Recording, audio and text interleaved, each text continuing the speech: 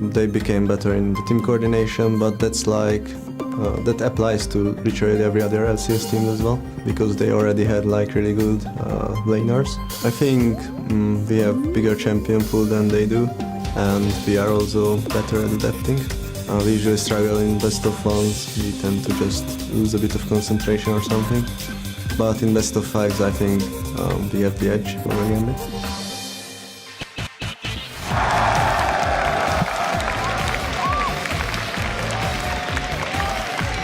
Championship series where it's all tied up at 1 win apiece between the Unicorns of Love and Gambit Gaming. We just heard here, Unicorns have deeper champion pools. They've demonstrated it here today. We definitely demonstrated our misreading. I feel so bad, man. Dude, we got outplayed. It was definitely not UD in that previous game. I thought it was going to be 2 tweets and you just kind of lost the end of it. Yeah, sorry, Jat. We apologize. We dropped the ball on that one. Yes. But let's be frank. But so did Gambit. About 12 minutes when they dived against Unicorns. Tried the exact same comp. It did not work out. We're in game 3. Hey, they can pick it again. They can pick it again. Gambit had the option of side choice, blue or red, and that's why they are on the red side in this particular matchup. They were the highest seed coming into the playoff, and they have opted into the counter pick scenario. They did not take advantage of that in the previous game, and we're not seeing a divergence from the bans. No, just exactly yet. the same. And I wonder if Unicorns is going to try and go with some of the same comp. They have to remember they were losing the early to mid game. And hadn't it been for that dive from Gambit, the game would have been completely different. So I wouldn't be too surprised to see Gambit go for somewhat the same, because it has already shown it is a very effective comp from them. Problem is just Pinoy and the Zergot is dying in lane when he's not supposed to. And we saw how important that first pick Morgana was for Hylissang. Exactly the same. 3 games in a row for Morgana for Hylissang, and when you're hitting as many dark bindings. Why not just go Marco Rexa again for Gambit? I mean, we might just see exactly the same comps. Swing and a miss, swing and a hit. Gambit have won 1, lost 1. Let's see if it's just execution. Maybe we'll see the similar types of comps 5 games in a row. And it'll come down to decision-making in-game. Is there a more manly way to prove you're the better team? There's not. Unless you play Bard. Well, Nidalee is not going to be seen, as we've highlighted. Rek'Sai obviously locked in here for Diamond. But with the Sejuani band away on the side of Unicorns, plus that Gragas... I mean, this is a repeat. I mean, Gambit has no reason not to just go Urgot again. And beforehand they had the Cho'Gath as well. We might need to get... another play-by-play up here, because if these fights keep going the length that they're going, I may run it. Are we really going to see another Gragas Cho'Gath? Urgot Cho'Gath. Let's see. No, so for the time being. I would probably Nothing's changed yet. I would save my mid lane pick and just go for Urgot Janna here. So you can see if Unicorns are going for Orianna again. That the Cho'Gath doesn't work fine against her. But for Gambit here, they can still be happy getting Rek'Sai and Maokai. Because it is a super, super good combination in terms of ganking that top lane. You get a massive fed tank. Okay, they're swapping it up here. No Urgot from Gambit. After struggling in the laning phase twice against the Jinx and Morgana because they got caught out, they now swap the big fat Urgot who gets hit by every single binding with Kalista, who jumps around all the time. So that should be a lot easier now for Pinoy to avoid getting binded. 4 games played in the regular season for Pinoy on Kalista, undefeated on this champion. Eddie playing Nami. It will in fact be the first time that we're seeing it. No games played during the regular season on that champion. So we'll see how accurate his Aqua Prisms are. But as you mentioned, as you've already alluded to, the mobility going to play a little bit in favor of Eddie. We'll see what what Kikis decides to run in the jungle. I don't know if he's going to be brave enough to run Udyr into Kalista, who can, in theory, hop, skip, and kite. Well, the thing I'm going to be way off. He's going to go for it. Kalista has the same problem somewhat as an Urgot, where late game, you need so many hits before you can get enough stacks on a target with the Rend to blow it and kill a tank. So Udyr can do it exactly the same and just run in the face, and he can keep catching up to Kalista. Or at least he should be able to. If he goes Boots of Swiftness and Bear Stance exactly, like, it's very hard for Pinoy to dance around. We have to remember that attack speed nerf that happened a few patches ago to Kalista, making it a bit harder to kite around. So Kikis will be able to catch him. And point and click stun is what you need against Kalista to lock her down in her mobility. Obviously, Power of Evil going back to the same pick as in game 1 for him, before even seeing what Gambit is locking in. So they're doing somewhat a mix of the two games, where again it's a very slow scaling comp, where with 2 immobile carries and a Black Shield to protect them is somewhat the only thing, because obviously the Udi and Sign can peel, but they also want to go towards the backline of Gambit. So we are swapping up things a little bit. The mid game and early game is still heavily in favor of Gambit in this case. Kalista and Nami is a fantastic lane early on, and of course Ahri, we know how good she is in the mid lane. She can get kills on Power of Evil here. So it's somewhat the same setup in terms of who has the early mid game power and who has the late game. Let's see if Unicorns can manage to hold on. I'm not sold just because they did it in the last game, because of the play Gambit made that gave them these 4 kills on Power of Evil. We're gonna have to see if they have improved and can, in terms of their... Not make the same mistakes. Not get gifted 4 kills on their mid laner and still get to late game. That's what we're gonna have to see. I like this pick honestly for Kikis in this case as well, because there's still... Okay, Ahri's gonna add some more damage on him. But Kalista, if he's running at her with boots of swiftness and everything, it's tough to say for some reason, he should be able to stun him and then single target focus from Unicorns. Well, we'll see whether or not Gambit's altered team composition can work. They've got better siege, slightly improved wave clear, I think, with their Ahri and their mobility as well. Team comps are on your screen, guys. You've been voting Unicorns all day. Let's see whether or not your faith has been shaken. Hashtag UOL win, hashtag GMB win, at LOL Esports. We will keep track of those votes. This is the first time Gambit have altered their team comp in the series. And once again, they opted into red side for game 3 as we load up onto the Rift. Gambit Gaming, the higher seed, looking to maintain control of the series. Laning phase, all important for the Unicorns of Love. Kikis was counter-ganking Diamond Procs for the entirety of the laning phase previously.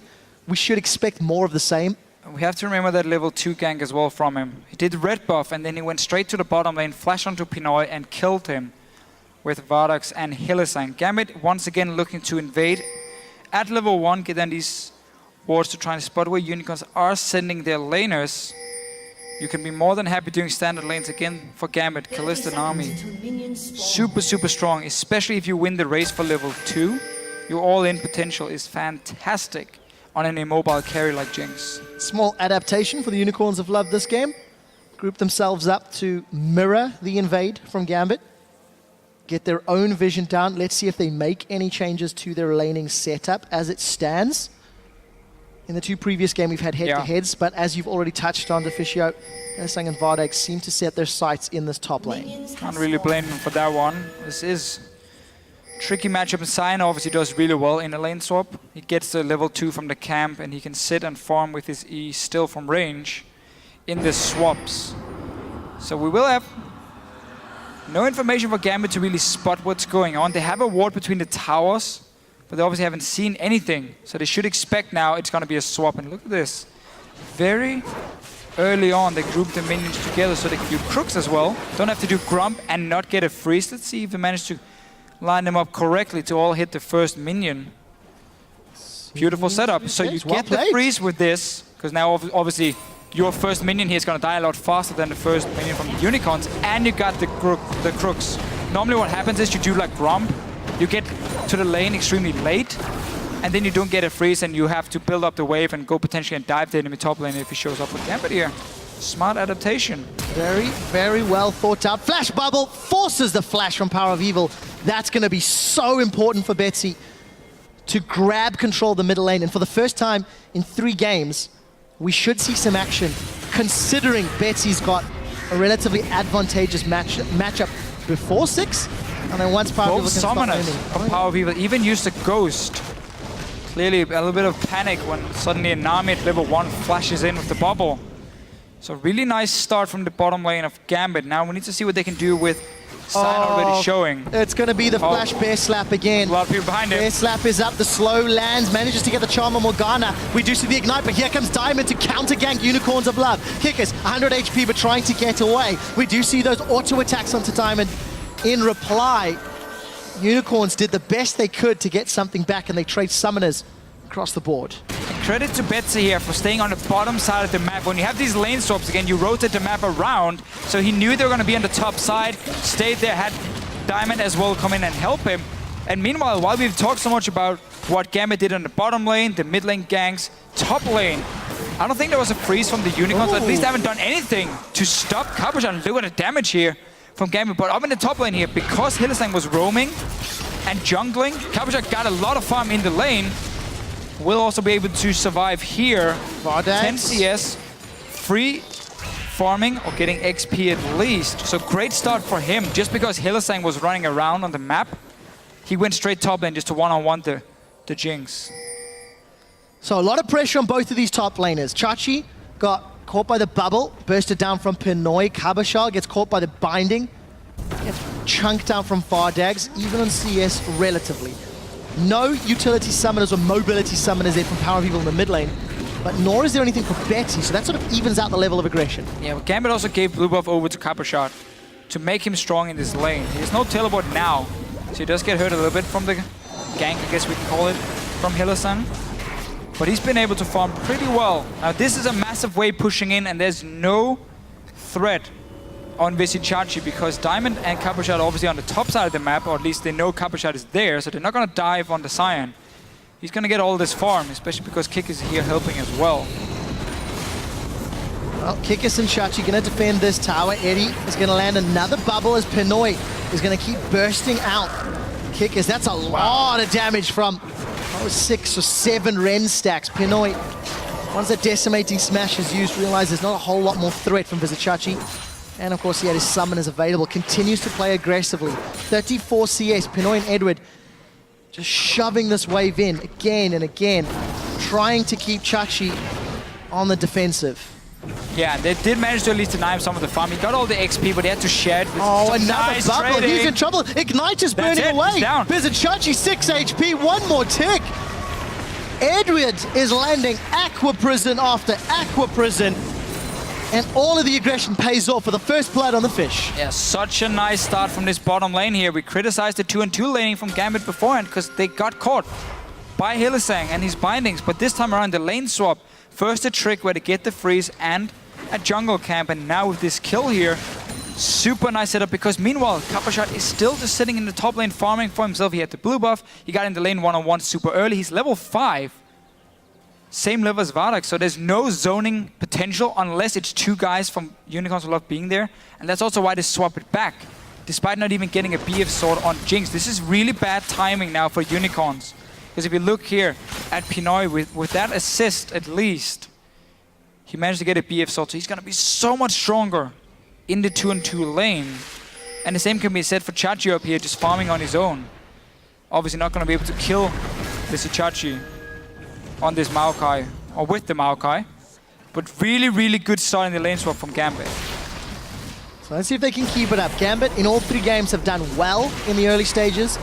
They completely controlled game 1. They were marginally ahead in game 2 before giving up basically the match. This time around, the lane swap working in their favor. Small wins across the board, really. And they fended off the early gank attempts from Kikis in the middle lane. Well, Weevil has summoners ready again. They're gonna go for him. Oh, this is a little bit scary. Let's see if anyone gets caught out. Let's see, not able to get in range and Power People still alive. But summoner such a problem, yeah, such a problem for him. Big win again for Gambit because you have Betsy. You can dash in towards him and just force a fight every single time you want from this. Pick from Power of Evil has, a bit like in game 1, honestly, not worked for him in the early game. That's not expected either. You are very slow scaling, but still, it gives up so much pressure here where we normally see Power of Evil be one of these lane bullies in the ULCS.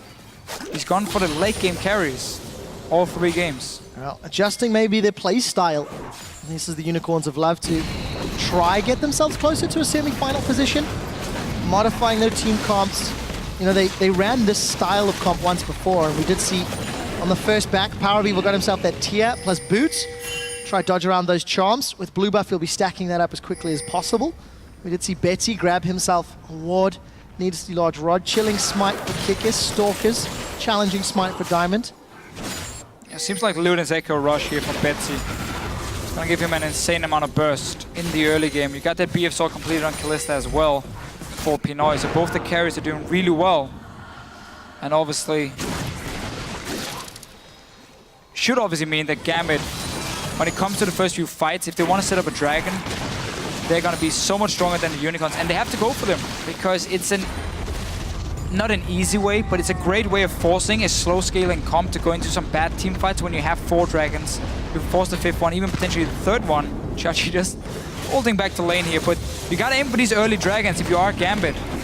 When you are this far ahead on your carries, simply because you want to force that ticking time bomb to be a thing. Now let's see, they've got the numbers advantage in the bottom lane. Eddie and Pinoy have been playing aggressively all series. They've got an item advantage. Look at the CS advantage that's growing. And if Edward on this Nami can land a few more of those Aqua Prisms onto Vardags, maybe they can turn it around, but it is a little bit easier to Black Shield an Aqua Prism considering you can see it flying through the air. So extra time for Hylissang, who really has been on form of this Morgana all game long. That's very true, but it's different cooldown. I mean, you got 22 seconds on Black Shield, where the bubble on Nami is 13 seconds. So there's quite a difference here. Eddie can throw it out, bait the Black Shield, and then just have round 2 ready before Black Shield is ready. So we talk about these early dragons. Well, Diamond, he seems to agree. Going down to Soul Lane. You are winning mid lane, you're winning bottom lane. You have both lanes pushed down. There is nothing that can stop Diamond from taking this one. And that's why he can just start it on his own. He doesn't even care about the ward. Because how is Power of Evil going to move? How is Vardags going to move and stop it? They're not. And they don't. So 10 minutes, 3 seconds. Dragon is secured for Gambit once more.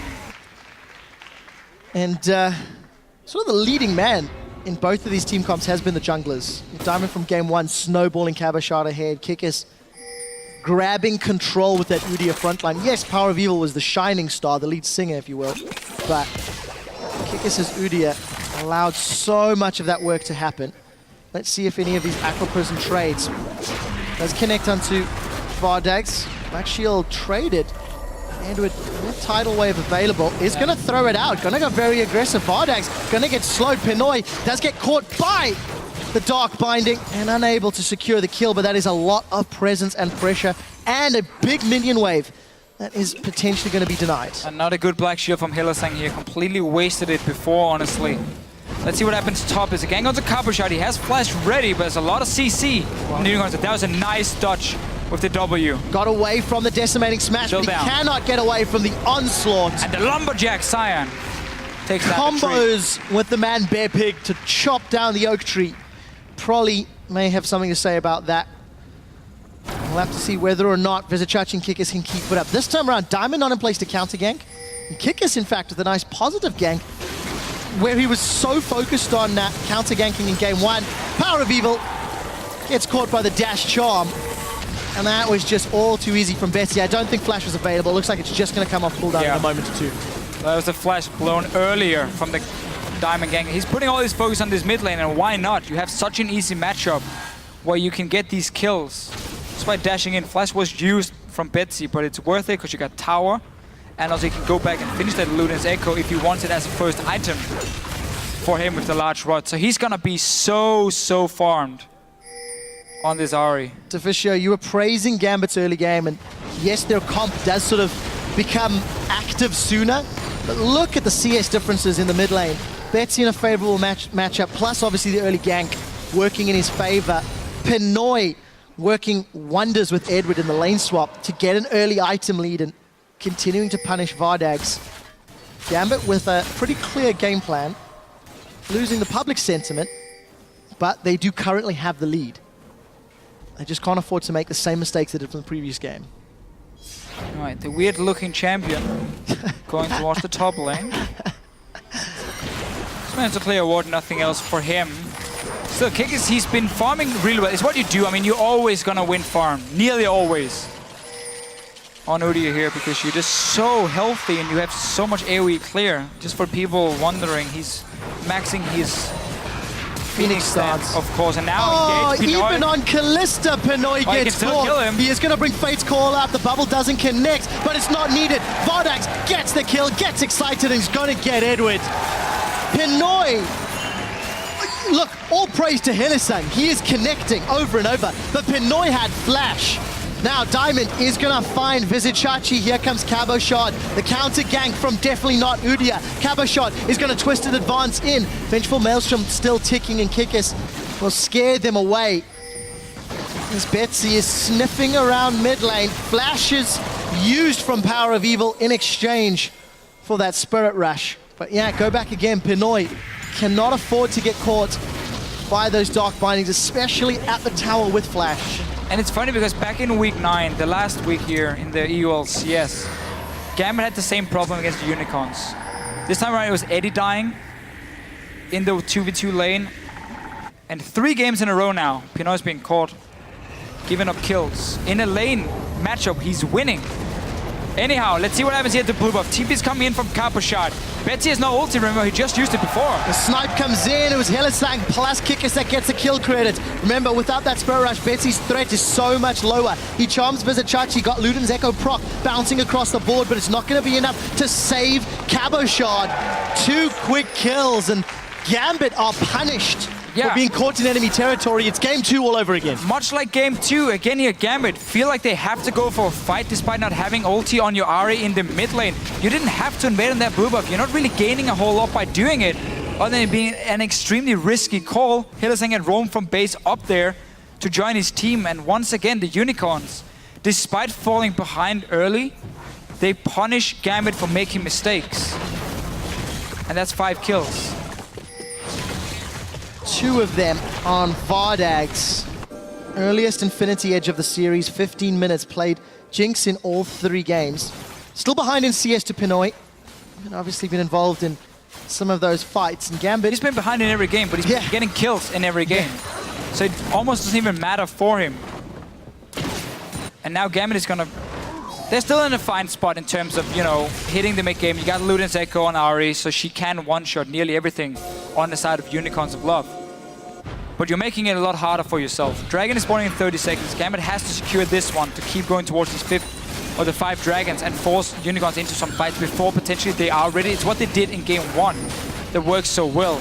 And let's talk a little bit about Hylissang, because Annie has been banned by Gambit in all 3 games. And Morgana's been first picked, or first rotation picked in all 3 games. Edward gets caught out by the bear slap. The rest of Gambit are going to respond. They're going to try to defend this tower. Dark Binding this time goes a little wide as Diamond wasn't far enough forward. The Unicorns, thanks to that, get the mid-outer turret and positioning for the next dragon. And look at the spike they just hit here with Power of Evil. He had Luden's Echo complete, he had a blue buff, and he hit level 11, so he got rank 2 on his ulti. And that was the signal here for Unicorns of Love to just start grouping, poke down. They got so much damage on the tower. We'll get a dragon as well. Gambit is trying to respond though, saying, fine, okay, you take that dragon, we're gonna try and trade at least for a top tower. But as soon as you hit level 11 for Power of Evil, that's where you group from the Unicorns, and it paid off. So advantage to the Unicorns. They trade tower for tower, but get their first dragon of the game. And I just want to revisit that point really quickly. Hylissang's Morgana has been first picked or first rotation picked, and Annie's been banned out 3 games in a row. Do Gambit look at this and say, is it worth the ban? If you're spending a support ban anyway, and Hylissang really has been very, very instrumental in punishing Pinoy, well, anybody else. Here's the thing, though. It's a consideration, right? If you know the Unicorns are gonna first pick Morgana, giving you Rek'Sai Maokai, no, that's fair. Yeah, good point. That's a fine trade for you. It's not because Morgana is some fantastic OP pick. It's because Pinoy is misplaying in the laning phase. And Hylissang's hitting. Sure, predicting it. Hylissang is playing fantastic on it. But if he has a Tippers instead and smacks down in the face of Pinoy, that's somewhat going to be the same result. Yeah. You can give him a Thresh, he's going to land the hook instead. And you have the same deal. Well, Hylissang and the rest of the Unicorns keeping themselves absolutely bang on even, despite the big CS differences. Just really working in their favor. Eddie, whoa! He stepped back into that one. And it's Vardags that gets the kill secure. I see your point though, because Hylissang really is fantastic on the champion. I mean, he's landing everything. 2 games in a row now. And he has that Black Shield, which is going to be so important late game for his 2 carries. Oh, well, for one of them. And it works so well with Udyr. Obviously, there's a lot more magic damage to pop it this time round. But let's see, can Gambit defend a tower? I don't think so, because Diamond once again gets caught. They're jumping onto him. Kikis is trying to run him down. Phoenix is ticking away. Tunnel after tunnel, tunnel after tunnel. Diamond is continuing to run. And Flash is out the wall. Dog binding, almost scratching the behind of Diamond, and Power of Evil. The rest of Unicorns are now in retreat. What happened in the middle though? Shard, the tree, jumps onto the Lumberjack, and let's see who will win that battle.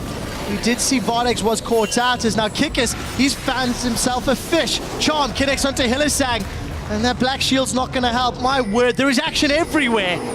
As the Unstoppable Onslaught's used to run away. Now Kikis is a bit out of sorts. Got the support of Hylissang and Power of Evil, but Unicorn's on the wrong side of the map. You're wearing the wrong colors, buddies. Power of Evil now trying to make a detour through the bottom half of the map. Teleport coming in from Vizochachi. Once again, Dark Binding connects, and this is the strangest period of play. As they carry on trading kills back and forth. It all started with Vardags getting caught out somehow. Yeah, we didn't get to see that one. And then everybody just running. It's not over, because now Diamond is looking for more. Calm down, Trev. It is over. Okay. Decimating Smash connects, and that'll be the final nail in the coffin in that fight. But that was weird. Yeah, a lot of small fights everywhere. And Pinoy here is going for Hurricane. I don't like that in current tank meta. You don't have enough damage to take down these big tanks with Hurricane. Anyway, let's see what happens. So, the jump Diamond. Vardags is staying, I assume, once they start chasing. He's going somewhat on his own into both Betsy and Pinoy, so he ends up dying. We're back and there's more fights and people are dead. Kikis goes down without Udyr. What can Gambit do? Vizochachi's onto Pinoy. Pinoy will be the next victim. No! The rocket misses! It doesn't connect. There's a double kill. Pinoy's been able to life-sustain tank through the entirety of that fight, and Vizochachi unable to get the kill credit. He's not been touched yet. His Power of Evil running low on mana, trying to get more. Here comes Betsy. Spirit Rush is available. Can he find a squishy? The tree is down and the Lumberjack is looking for more. At the end of the fight, they've ended up trading 2 for 1. Gambit come out marginally ahead, but that could have been so different if Pinoy just went down. That rocket from Vardags running a touch wide. And the attack speed keeping Pinoy up with the Bloodthirster. Yeah, but all these fights here, they've been in favor of Unicorns of Love if you look at the big picture.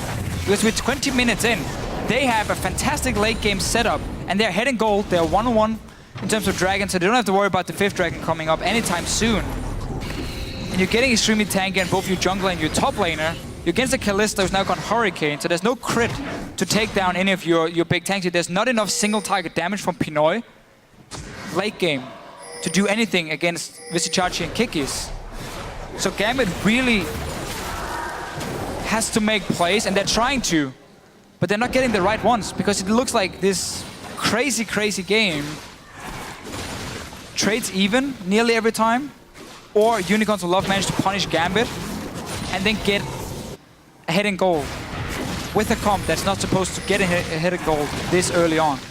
Well, Unicorns of Love will be very happy, as you said, with the fact that they've been given this time, and the fact that they're sitting just quite pretty. You see Power of Evil continuously trying to control the movements of the Gambit squad. Dragon's up in 30 seconds.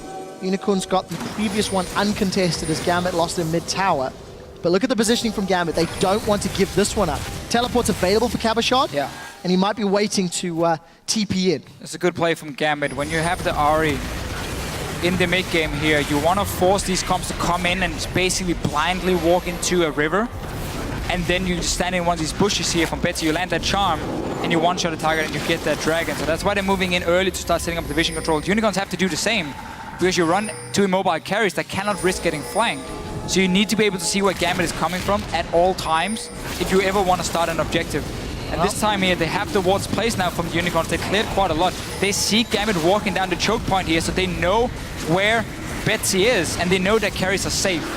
Unicorns of Love able to regain control of the pit, secure their 2nd dragon. of the 3 that have been taken. Here comes the unstoppable onslaught. Vizicachi's looking for Pinoy, as is Kikis. That's a lot of damage onto Kikis, and the rest of Unicorns not really putting anything in reply. Kikis will be the first to drop as Vizicachi is looking for more. Power of Evil throwing out artillery shot after artillery shot. Not really able to find more. Kill advantage to Gambit, but Fight really was in control of Unicorns of Love once Power of Evil and Vardags closed the distance that Chachi and Kikis put in front of them. Kept the backline safe with them diving in. Gambit still got that 1 kill here. Normally Unicorns want to land some poke before they go in for the engage, but clearly felt like they could try and catch Gambit out here. And obviously if you are the one engaging on the likes of a Maoka, on a Rek'Sai, on an Ahri, you stop them from getting to your backline, so that's fine from the Unicorns, but they want to land some poke first with Power of Evil. That's also why he's building his Luden's Echo. It's been very interesting to see how, there we go, Marcel Dexter, of course. Hillsong is hitting every bind. Yeah, it's what we talked about. The only concern is just why won't he just do it on Thresh? I mean, it's going to be the same deal here. Theoretically. I get the point for Gambit in leaving it open because Unicorns are first picking I'll tell you why, so you get so strong I'll tell you picks why for it. Hillsong won't do it on Thresh, because he's played it 4 times, and he's 0-4. Still used to be one of his main picks. It was. I am being a little unfair. Yes, he's got no wins. Hillsong's Thresh has an 80% kill participation. That is a phenomenally high stat. 1 kill, 27 assists, 16 deaths. That's over the course of the spring split. So yes, if Hillsong is just playing well, I share the opinion he could do it another champion. But when you've also got Pinoy who's not putting himself in great positions. Either way, let's get back to the game really quickly. One thing that I am noticing a trend from both teams, they're not necessarily all on the same page when it comes to decision making. That previous team fight was a great example. Kikis and Chachi got so far ahead of Vardags and Power of Evil, fairly immobile carries, that they were late to the party and they couldn't do more of the team fight. You look at that weird mid lane fight over several minutes. Everybody was split up everywhere, and it just kind of felt like the chaos of the series is sinking into the players' decision-making. Yeah, that's for sure. But Gambit did say before the game, if Unicorns went all solo queue style and were just fighting all over the map, it would be in favor of Gambit. But they've not been winning out in this game from these fights here. They had the early game, once again. Betsy won the mid lane, got the tower, got kills, and everything. It was looking great in the bottom lane. There was a big CS lead for Pinoy. And then suddenly, the mistakes come, and Unicorns managed to punish them every single time. And that's why they are ahead in gold now, ahead in Dragons. Notice how much more cautious Gambit's playing as well. You contrast to the previous 2 games, and Gambit realizing they need to strategically pick their fights more often. And we actually thought coming into the series that Gambit were a pretty good team at finding the fights that suited the game and their team comp. And that's just not really been the case over the last 2 matches. No, definitely made some over-aggressive plays. They're trying to trap Unicorns, but they're just backing away. There's only Diamond kind of sitting in there, so you couldn't really do a whole lot from them. And Unicorns of Love don't really mind too much. There's wards in the jungle because there's no objective to fight over. You see this from Power of Evil quite a few times as well. The Elixir being picked up fairly early. Seems to start this poke. Engage come in from Chachi. Oh, Chachi's on the back line. The tidal wave's going to split up Unicorns ever so slightly. How long can Pinoy stay alive? Diamond gets caught by a Dark Binding. His Cabochon is still on the front line. He will get dropped shortly. Vizicachi's forced away from the fight. But it's Unicorns of Love that get a kill. The Zap just goes wide, but the Living Artillery does not. And Power of Evil get the 2nd kill of the fight as the Unicorns with a great re-engage. Vizicachi from the side, splitting up Gambit. Unicorns gain control of the jungle. Gambit really struggles when it comes to getting or reaching the backline of the Unicorns of Love. Again, Vardags, Power of Evil, they are perfectly safe. The engage was onto Hillsang, I believe, who flashed away from the bubble. And then we just saw Unicorn say, fair enough, we have a good opening here. You're standing somewhat in a choke point. We have a sign charging from the side. And they take another win from them. Now you have this Jinx to fast push down the tower, so you are in a prime position to keep extending your goal lead. Dragon is up in about a minute's time. That's going to be the next objective for them. Gambit, in this situation, doesn't really have any clear-cut objective to go for. Because if you start sieging on a tower, there's enough wave clear on the Unicorns of Love side to just stop you from getting that tower ever. You can't really split push, because you have a Maoka into a sign. That's never going to go anywhere. You can use the Rek'Sai potentially as a split pushing tool, but it's very hard for you to set that up correctly when there's also quite a lot of engage options with the likes of a Sion from the Unicorns to force a fight, or just more poke in the mid lane. If Betsy just sits in the mid lane, he gets out-traded now by Power of Evil. So it's really a tricky situation for Gambit in how they want to play the map. They keep looking for fights, which is what they can do, but then you need to have the vision control in order to get the flank on Power of Evil or Vardax, otherwise you're not going to win the fight. They don't have the damage to take down 2 tanks from the Unicorns bluff. We'll see whether or not Gambit can get control of the vision, and whether or not Pinoy can get enough auto attacks off in a team fight for that Ren to do anything. Kikis is just getting beefier and beefier. 3,300 hit points before a 230 shield that can, you know, pop up every 5 or so seconds. Look what Gambit is doing now, though. They're trying to simply flank around Unicorns from multiple angles. Oh, this is so scary. Look at Diamond here. He's gonna come in from behind onto the 2 carries. So Diamond has managed to find them with Cabo Shot. They've got the first kill into Power of Evil, and the Acathian Surprise will get some reply back. Edward continues to chase as Pinoy is hammering through. He's got the Bloodthirster lifesteal, but he gets popped. Kill from Vardax. They've traded AD carry for AD carry, and everybody's going down. It's the top laners and the tanks doing battle, but Kikis and Chachi are in a better situation. A giant tree is being chased by a lumberjack, and as all things remain natural, the axe looks to cut down the oak tree. Diamond will be the first to fall as Chachi continues to chase, gets a knock up onto Cabo Shot. The bear slap holds him in place, and the Phoenix dance burns him down. It's a matter of time. A double kill for Kikis, and despite popping Power of Evil early, Gambit unable to win the fight. That was close to the best engage possible from Gambit. Look at Diamond on your minimap here, sneaking in behind Vardax and Power of Evil. He gets the knockoff. We can see Black Shield on Vardax. So Cabochak goes in to get the first kill. Let's look at Pinoy here, what he's doing in the back line. Normally you would see the AD carry trying to take down the tanks, but he's obviously joining a little bit late. Betsy dies as well, and now Pinoy feels like he has to start chasing in to get Vardax, but like he's tanking the damage of 2 big tanks who still does enough against an AD carry to kill him. Kikis is doing quite a lot of damage over a long team fight. Of course, you saw the flash in from Pinoy there. Trying to get in range, ended up costing him his life. Gambit now 5,000 gold, 4,000 gold rather down. Dragon number 3 was secured by Unicorns of Love. And, you know, if a fight drags out for 20 seconds, that Cinderhulk is going to burn a whole lot. Yeah. And you're going to have multiple Phoenix stance, multiple Bear stance. There's a lot in Kikis' kit. It's one of the reasons the tank junglers are outscaling the early game junglers like Rek'Sai, because the Cinderhulk does quite a lot of damage late game, because the bonus HP you get as well from it when you just run around these targets. It also means for the AD carry, if you have to kill a Cinderhulk tank who potentially smites a Grom, who maybe builds a Thornmail, you're killing yourself by hitting him. So you might be forced to go double lifesteal, and it's what Pinoy is doing in this case. He's going to build Blade as his next item, simply to try and sustain while hitting these tanks. We see Thornmail now for Chachi.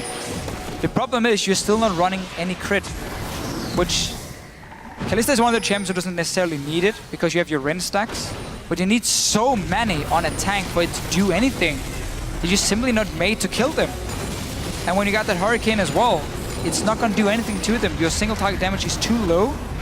So Gambit, it's going to have to try and get to that backline every time. If they don't, they lose fights. Diamond able to get away thanks to the tunnel. Fate's called used to save Eddie. Just a strong engage from Unicorns, unable to find anything. But it will at least burn some of the cooldowns from the Gambit squad. They're in full defensive. Decent enough wave clear, but relatively short range between Betsy and Pinoy. So for Unicorns, if they do set up a siege with a strong front line of Cyanudia and the poke of Kog'Maw, it is a matter of time until a tower falls. Right there. It doesn't even matter that Gambit is wave clear. What matters is the fact that Power of Evil can keep poking them out and force them back, and that will open up for Unicorns to get just a few hits every time with your AD carry on the towers. Diamond here, he's charging in behind them. Chachi's gonna teleport as well. Seems like Gambit didn't get the engage they wanted. That's a pretty good trade though. Using the Void Rush to get the teleport. For sure. Gambit will be happy with that, but it might just be a momentary respite. Let's look at the poke. Keep your eyes on those HP bars on the right-hand side of your screen, as well as the mana pool of Power of Evil. There is a limited amount of time and he can do this, although he does have blue buff. Oh, that will play chasing in his Diamond. favor. He's no ulti now to get away. Oh, unstoppable onslaught. Diamond's going to get caught. He's going to get stunned. He's going to get knocked up. He does sidestep away from the Dark Binding, but it won't be enough, and it's Power of Evil that secures the kill. Diamond is on the wrong side of the Unicorns of Love and gets punished for it. Yeah, the Unicorns have had great warding on the flank. They can always see where Gambit is coming from. That's why they could catch out Diamond here, who obviously was kind of stuck behind enemy lines. No real way of getting out for him. And this tower is going to take so much damage from. They should be able to take it down as well before Diamond is even close to respawning. Definitely the case. Easily secured. Tower number 5. Unstoppable onslaught. Betsy forced to Spirit Rush away. They're going to focus Vizicachi as a tidal wave does actually connect onto Vardex. That's one of the front line down. Vizicachi is in the passive form, looking to get some damage in reply. Unicorns may be a little over-ambitious, trying to use the number advantage in their favor, and they lose Vizicachi for us. You really want to use that ulti. Smack right under the tower. Giving up a kill. Let's see what they're doing. They're going to play the ward. Gambit, everyone is alive. There's no TP for Chachi. That was used before. They're going to get a good fight here. Well, Kikis does get caught out. Flame Chompers will hold them in place. Cabashot manages to fly all the way through onto Hillisang. He's tanking up 3. Soul Shackles is used as Eddie gets lobbed into the Fate's Call. Now we do see Cabashot continuing to focus down Vizicachi on the back line. Finally, Pinoy is gone. Kikis forced a flash. It was Kikis rather, not Vizicachi, sorry. They've traded 2 for 1. Gambit with a decisive play. They've got the advantage. They force Kikis away, and they're going to try start this Baron. With all of the Ren stacks and Smite, you have to think the execution is in favor. That's a flash forward. Betsy has found Kikis. There's no Smite. Vizicachi's he gets a double kill with the unstoppable. Roar of the Slayer slows Betsy down, and Power of Evil is spitting artillery shots. That's a flash forward from Vizicachi as another Spirit Rush is used from Betsy to get away. Power of Evil is running out of mana, but Vizicachi has got some CC. He's going to slow Caboshot. The charm does not connect, and the gates are down, and Caboshot is not. He makes it back to base. Vizicachi pressing R on every cooldown. Finds Best a double kill kill through the wall. That was so sick. That made up for the ulti he made before on in the top lane here. That almost cost him a Baron. Oh, please slow-mo this. All right, okay, so they want to kill Kikis first. No real surprise. Yada, we don't care about you Kikis right now. Let's look at Chachi flying in. Is it through the wall as well? It is too. It is. He smacks the wall and then the AoE. Oh! Yes. I'm done. Like, I'm done. How do you top that? Could have been a pentakill. Oh, wow, really? Talk about setting the challenges high. Vizicachi and the Unicorns of Love maintain control of the game, deny the Baron, and they just keep fighting. Now Diamond sets his sights on Kikis. Here comes Caboshot. They're focusing definitely not Udia, and they're going to get the kill. It's a small advantage that should let them get Dragon if they want it. I just don't really understand what's going on here. Like, people just keep kind of walking in on their own. Being caught out from both teams, honestly. Die, give up an objective to the other team when you're supposed to be stronger. Gambit now gets a second Dragon for themselves. Baron is obviously still alive. And you got that Kalista with the stacks. So you can force a fight on Baron now and get the engage. There's no flash though from either Diamond or Caboshot to jump onto Power of Evil. So difficult to stick around in that Baron pit with all the living artillery though. Bubble does not manage to connect. Power of Evil down to less than half HP. Spamming out shot after shot. Yeah, we need flashes for Gambit before they want to fight again. Otherwise, they're never going to get to that back line. I guess the same can be said for Power of Evil and Vardex on having flash ready now. But look how far back he's standing. And every single hit, when he has Luden's Echo ready as well, just does some extra magic damage to you, and it chunks you down so hard. Well, let's take a look at the items, Fisher. We've not really highlighted those for a moment. For a while, in fact. Betsy, Luden's, Void, Deathcap, Blade of the Rune King was picked up for Pinoy, so double lifesteal. Vardex finally working his way towards some lifesteal. Most likely a Void Staff to come in for Power of Evil. There's not a whole lot shining through. That's a big surprise. The tanks are getting tankier. Double scrying up though from Unicorns. slight change as well for them. Clearly is ready to have these fights where they don't have any vision down beforehand and they need the scrying orbs to spot what's going on around, let's say, Baron or Dragon. Eddie hated that Vivo. siege minion. So like, yeah. There's a really teleport did. coming. Was that a teleport from Vizicachi into the mid? I believe that it was, and Vizicachi's found Edward. Lumberjack manages to take him down. Now Diamond's the next focus. Chilling Smite will hold him in place. Kikis and Vizicachi trying to run down, but the Randion's Omen will buy them some time to get away. Unicorn. Oh my word! Power of Evil finding Pinoy. Long range. Gambit with 2 members down now have to try to defend a tower. That's going to be impossible to do. Unicorns of Love on the inhibitor turret, as well as the inhibitor. This is going to give them absolute map control. Not that they didn't have it before, but this will stamp a level of authority and dictate Gambit's moves even further. Might even be able to finish here. I mean, there's 25 seconds on Pinoy. They're going for the tower at least. Still got these 2 mega tanks in the front.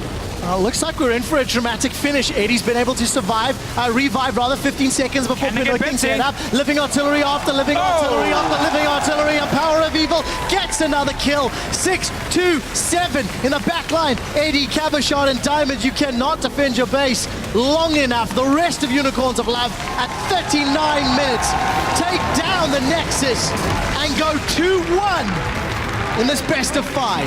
It's getting a little bit scared in Champ Select. They were running this very late game comp again with 2 carries who had to scale up because of what happened in game 1. They fell behind again, but they just show a fantastic ability to punish Gambit every single time they make a misplay. Pinoy being caught in the bottom lane, instant kill for them.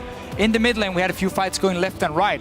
Unicorns of Love came out ahead on all of them. Yeah. And then we had the Gambit Invader on the blue buff where they didn't have ulti on Betsy. That was just another one where there were 2 kills for Unicorns. So they keep playing these defensive comps, I'm going to call them, where they just wait for Gambit to make a play. And whenever Gambit makes a play, they just punish them and kill them and get ahead and get to late game with Power of Evil and Vardax. And then they're just so much stronger and win the fights. There's not enough words or enough time to make sense of what we're seeing. But I want to highlight a few very key things. This was game 3, which meant Gambit opted into red side. They changed their pick and ban strategy. Unicorns, not so much. Unicorns with a similar flavor to what we've already seen. Gambit could not win. First pick Morgana is doing work, and again in the next game, Gambit are going to have red side. They're going to have the option to change the plan again, but they need to figure out what they need to change. Also this Cyan pick instead of that Hecarim. So we no longer see the camp from Gambit on the top side, like we did beforehand, and of course Nautilus not being there and being absolutely useless for the first few minutes, where Kikis is doing a lot more work on the Udyr. So all the picks from Unicorns that had problems in game 1 has been changed, and they're now more forgiven, I've said it too many times. It makes sense. Doing a split. It makes sense. And that works for them, because they get the counter plays. Gambit really needs to look at the plays they're making and say, okay, do we have to invade blue buff now? Yes or no? Okay, let's just wait for our cooldowns. Then we go next time. Can we just play around? We got early dragon, 10 minutes. Play around these dragons here instead. And they don't. If there's one thing that we have seen, Unicorns in the last 2 games have been able to play defensively and punish Gambit's mistakes. And that's something that I think is going to need to be a big mindset change. Because playing defensively, especially if you pick a scaling comp, is easier to do than if you play a mid-game comp. You can't afford to play defensively. So very true. We'll need to see if we see some alterations to this pick ban strategy. I mean, the Morgana first pick, it's working. I get why Gambit leaves it up simply so to get Maokai Rex. I still think that's fine, because I think Killerson can do the same on other champions. We'll see if they agree. We're going to have to see. We will see. I mean, I wouldn't be surprised if they banned it either. Unicorns of Love are 1 game away from a semi-final showdown with SK Gaming. And to take a look at how they got there, let's take it over to the analyst desk. Thank you very much, Trevor. Picks and bans in this game 3. Unicorns of Love kind of discovered or knew what worked in the second game, and they are sticking with it, and it's absolutely been the right way to go. I think now, after I've had the chance to think about their bans and picks, it seems like they are prioritizing Morgana simply because it's kind of decent into Maokai. I think if Gambit opt in to ban the Morgana, they're going to instantly prioritize the Maokai. And of course, Hylissang plays a phenomenal Morgana. We can obviously see it this game. I don't know. Pick and ban is so weird right now, and they keep doing super late game scaling mids, and it's working. But with UOL's style, it doesn't seem like it should. Like, they're fighting at 16 minutes and they're trying to dive stuff. why do they keep picking these scaling mids and like how is it working out for them? So I'm really curious what Gambit would pick mid at least for that kind of thing. Yeah. Yeah, and for me as well, for a player like Power of Evil, who we know is mechanically very adept, I would love to see him on something like a Syndra or on an Ahri instead of kind of taking the risk that you have to go late game. Yeah. But the rest of his team is just doing so much work. Let's actually get one of the replays up on the screen where Unicorn of Love, you said, finally understands the comp that they're playing. If we get that up on the screen, you can talk us through it. All right, so pretty much in this team fight, we can see that once again the Morgana is doing work. The Spellbinding, of course, is going to hit Diamond earlier, and the shield is doing work because Kickers didn't get caught. And we see in this team fight, Jinx is doing so much damage, Power of Evil in a great position, and Betsy had the opportunity to catch Power of Evil, but instead opted in to go for Kickers and Vici Chachi. And they're super tanky, as Ahri's not going to do anything to touch their HP at all, and we see them just cleaning up the fight with the Jinx. Yeah, and I really liked how the engage went. Like, where they fought was basically Gambit had to run past that choke point and go into their jungle or back up. And if they back up, that's perfect ult for Sion. So it was literally the way they started that was Gambit has to fully dedicate or they lose. And Gambit kind of was like, oh, we just got like Morgana Black Shields, we should back off. Yeah. And that was perfect for Sion to come in. Yeah. And like just because the Maokai engage is so one-dimensional to get the direct side, the Morgana Black Shield kind of denies it completely. That's like the Morgana's strength. We're jumping off the Maokai hype train in favor. Are you like completely saying, well, they should just keep going for this Morgana and Gambit has to ban it out? Are you off the train? I don't know, man. Like, Maokai's still ridiculous. Yeah, it's yeah. just, you have to start, Wing targets that aren't next to Morgana. Like, you saw Kiki's getting caught out a bit because, yeah, once Maokai gets on you and the Morgana's not there to stop it, it's like, yeah, Maokai will stay on you forever. Yeah. A second replay that I want to show is that not particularly the Unicorns of Love doing well, although they did, but Gambit getting a perfect engage and still not managing to win the fight. Yeah, this is actually really good because both their tanks are like swarming their carries, and Power Reveal does 0 damage to fight and just like insta pops. And at the same time, like Gambit does a really good job of keeping their AD carry alive. I think the problem was Betsy here goes for Hylissang instead of backing up Pinoy, and so Pinoy's trying to get in there, trying to do damage, and Betsy just basically dies like trading with Morgana, which is just not very favorable. And this is where Pinoy kind of overextends a bit to catch the Jinx out to stop the resets. But I think all of that would have been avoided if they kind of did, double tanks over here, and then, kill the tanks and follow up. Yeah, for sure, for sure. You guys are also, the last thing I want to touch on, we talked about the Kog a little bit as well, thinking about the perfect build for Kog'Maw. This game, for the record, it was Tyr, Luden's Echo into Rabadon's, but he fell out of mana a lot of times at the end of the game. Like, I've been discussing with Prodi a lot about the build, and we feel that the death cap is unnecessary. You should go for probably the Athenes for mana. It would help a lot in some of these fights when they pick up an early kill, and also the fact that I think Kog'Maw should get these items that don't necessarily scale with each other, but for example, Liandry's Torment and Rylai's, they're super strong on Kog'Maw that has high base value damage.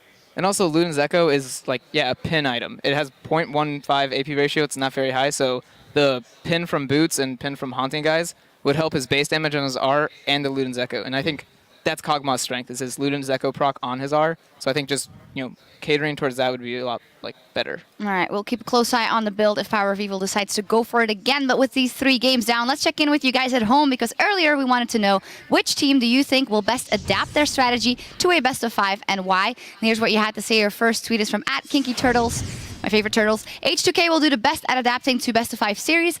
SK will do the worst because they have not changed their play style yet. I'd like to throw that over to you because you did say that you thought SK would do very well in a best of 5. I think like SK Gaming, simply because in Europe it doesn't seem like anyone has actually figured them out perfectly yet. Like we saw the last games they played in the split, they still looked really strong, and like ban and pick wise, I think they're still open to play these new things that are coming like Cho'Gath, and I would expect them to play that.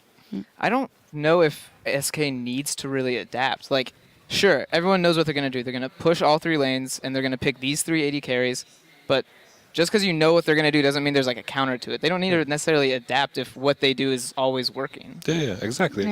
Something I brought up before is also, even if you have figured them out, you have to be pretty damn good to execute a strategy that will work against it. I think that might be the problem as well. Our second tweet is from @ZunwunFanatic. They can play anything and everything and win the game. In the beginning of the split, we said, ooh, they're one-dimensional, but they are just so strong at what they do. I think everything I think is kind of pushing it. Like I can't imagine them playing Teemo randomly, but we see the trend in Fnatic's play is that Huni plays something that he can carry on, and when those bans come in, for example, Rumble, Lissandra, Hecarim has been the trend. When he's going to be put on a Maokai, I'm going to start questioning Fnatic's playstyle, because Maokai has been the trend lately. And we also saw Fnatic go away from their team fight a couple times and do like a double AD comp, and actually struggled in all their times they played that. So I don't see them adapting that well. I think they have a style that works really good, but I'm not sure if it's going to work with every single comp they play. And what's unfolding now, the Unicorns of Love are pretty good at best of series as well. We actually have one more tweet from Redo Focusuit 2. Be right back. I'm uninstalling my internet. I wonder what that is. Wow. Wow. Oh my god. Well, Oh, that is beautiful. That is beautiful. I love it. Hold on. Where are they? Here we go. This is just for you. Just for you. I will take it. It's Easter. Man, this is fun. All right. Guys, any reaction? well, I'm gonna let you finish, but the other one had the best cosplay of all time. Probably is just going to nod. It's fun for him. In any case, looking fantastic, Trevor. And you guys at home, thank you as always for chiming in. Feel free to add to the conversation by keep tweeting at LOL Esports. Use that hashtag LCS throughout today's game. We're going to take a short break and go on cooldown as the Unicorns of Love and Gambit Gaming gear up for Game 4. The Unicorns of Love could lock in their spot for the semifinal if they win the next game. So stick around and find out. Yo, go full Pinoy, you got this, buddy. Let's focus, guys. Alright, let's win this game. Just play our best. We don't have It's our first game. Good luck, guys. Alex, Power, just talk your level 11 power spike through. I got her. I got both. Nice. What's up, boys? Chachi's onto Pinoy. Pinoy will be the next pick. No! The rocket misses! It doesn't connect. There's a double kill. Edward continues to chase as Pinoy is hammering through. He's got the Bloodthirster lifesteal, but he gets popped. Betsy has found kickers. There's no smite. There's a Chachi going. He gets a double kill with the Unstoppable. The rest of Unicorns of Love take down the Nexus and go 2-1.